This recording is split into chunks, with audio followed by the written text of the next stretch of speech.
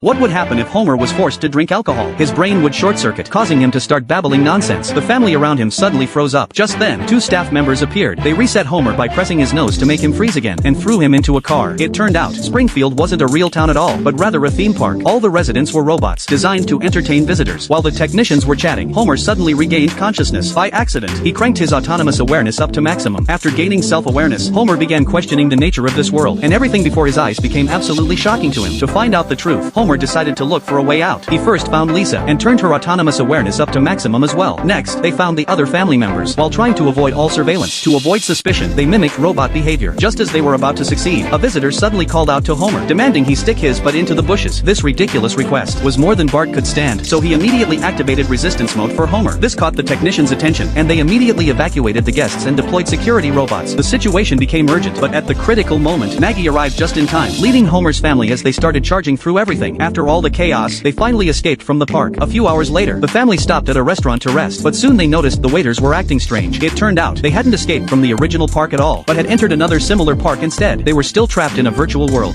Burns, who's always been a cheapskate, surprisingly decides to give away his fortune to his employees. The workers are absolutely thrilled. However, just as everyone's celebrating, Burns suddenly comes out, revealing that this was all just his prank. But then, Homer, walking by, accidentally pushes him into the nuclear waste. Burns' joke unexpectedly becomes reality. The employees are over the moon. The nuclear power plant gets shut down as a result. Meanwhile, Bart also gets some great news. The principal is stepping down, and Springfield School is getting disbanded. This should be fantastic news all around, but Bart feels something's not right. To test his gut feeling, he heads to the comic book store, only to discover that comic book guy's wife is about to have a baby, and comic book guy is closing down his dream shop. What is happening? Bart tells Milhouse about this, but Milhouse's parents suddenly announce the whole family is moving to Atlanta.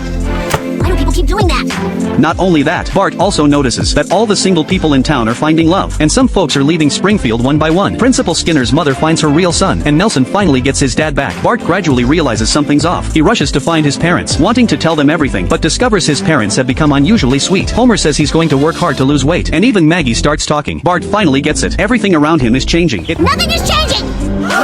Turns out the Simpsons finale is actually happening. The writers used AI to create this ending, but Bart has gained self-awareness and refuses to accept any of it. He goes on Krusty's show, trying to sabotage this perfect ending, but ends up getting arrested and taken to the police station. Homer actually developed feelings for food. He even started making breakfast for it. One day, Homer saw a lobster at the supermarket, but it cost $8 per pound. He couldn't afford the expensive price, so he turned his attention to baby lobsters instead. He decided to raise a lobster and eat it when it grew up to save money. Back home, Homer put the baby lobster in a fish tank, but the tank contained freshwater fish, while lobsters need saltwater. Homer had a bright idea. He added both water and salt to strike a balance, though this made it hard for both species to adapt. It wasn't life-threatening. Next, Homer prepared rich food for the lobster. After feeding, he happily held the lobster and recorded its weight. To take care of its emotions, he put it in a